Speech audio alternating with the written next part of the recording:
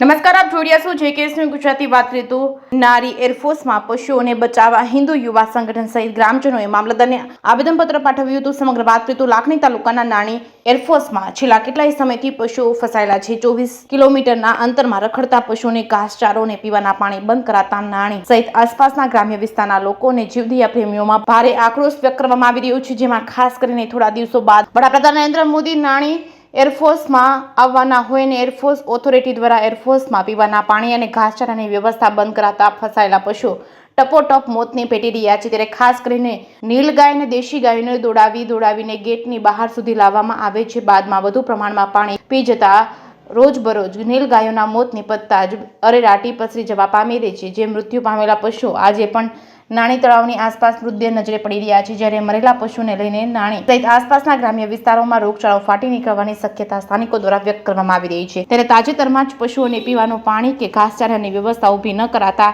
આજરોજ હિન્દુ યુવા સંગઠનના સંસ્થાપક નીતિનભાઈ સોની સહિતના જાણીતા એડવોકેટ અને જીવદયા પ્રેમીઓ હિનાબેન ઠક્કર, મહાકાલ સેનાના હોદ્દેદારો, ડીસા શહેરમાંથી જીવદયા પ્રેમીઓ અને નાણી ગામ સહિત આસપાસના ગ્રામ્ય વિસ્તારના લોકો મોટી સંખ્યામાં એકત્ર થયા હતા.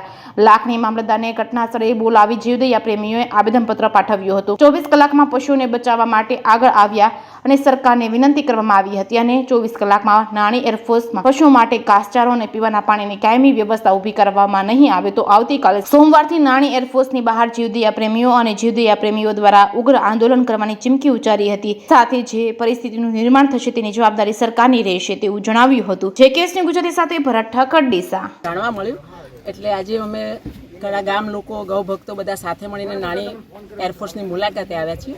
અને મુલાકાતે આવતા જોવા મળ્યું છે અને જાણવા પણ મળ્યું છે કે છેલ્લા 20 દિવસથી નાણી એરફોર્સની અંદર જે જીવો પોષણ કરી રહ્યા હતા એ લોકોને ઘાસચારો અને પાણીની વ્યવસ્થા આપવામાં આવતી નથી. અને તંત્રમાં આ બાબતે રજૂઆત કરવામાં આવી તો તંત્ર એવું કહે છે કે અંદર ઘાસચારો પાણીની વ્યવસ્થા છે, પણ અંદર જે કામ કરે છે એ લોકોથી અંગત માહિતી મેળવતા આવી કોઈ વ્યવસ્થા નથી. અને એનાથી વધારે તો એરફોર્સવાળાને જે પ્રાણીઓ બહાર કાઢવા માટેની જે સુવિધા સરકાર તરફથી કહેવામાં આવ્યું છે કે તમે એને પાંજરામાં પકડી અને એની યોગ્ય જગ્યાએ નિકાલ કરો, પણ એ એમને મહેનત ન કરવી પડે એટલે એના માટે એમને મંદિર બાજુની જે જાળી આવી છે એ તોડી નાખી છે. અને એમાંથી રોજ ચડી અને ઉપર ચડી અને ગામમાં પ્રવેશી અને પાણી પીવા દોડે અને મરી જાય એ રીતેનું આખું પ્રી પ્લાનેડ એરફોર્સવાળાએ પ્લાનિંગ કર્યું છે. અને કોન્સ્પિરસી બધા ભેગા મળી કરી અને આવા અબોલ પશુઓને ઘાસચારા અને પાણી વગર મારી નાખ્યા છે. અને ચારે બાજુ આજે અમે સ્થળ ઉપર મુલાકાત લેતા તળાવ ઉપર, ખેતરોમાં, મંદિર આજુબાજુ, મંદિરની અંદર ઓછામાં ઓછા 10 થી 15 વન્યજીવો એટલે કે જે નીલગાયો છે, નીલગાયોને મરેલી હાલતમાં પડેલી જોઈ શકાય છે. અને પબ્લિકનો આક્રોશ પણ જોઈ શકાય છે, કારણ કે આટલા જીવો ચારે બાજુ મરેલા પડ્યા છે, એનાથી રોગચાળાઓ ફેલાવાની સંભાવના છે.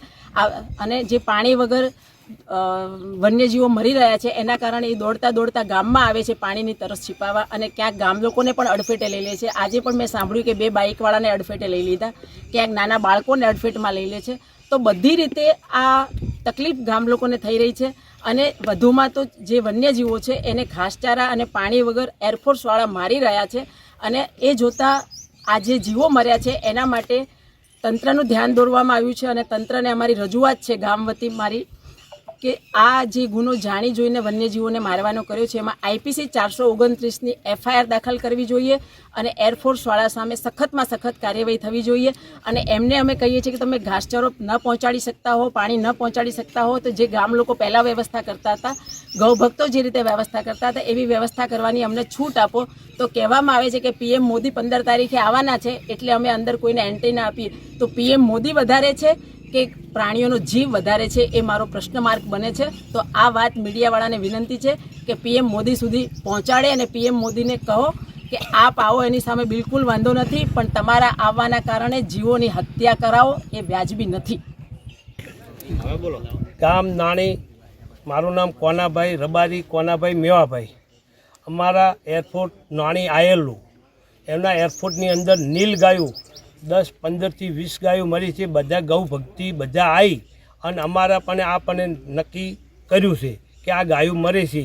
ઘાસ સારા, પાણી કોઈ એરપોર્ટમાં સગવડ છે નહીં. મોદી સાહેબ આવવા માટે કરીને અમને બધે લોકોને બધે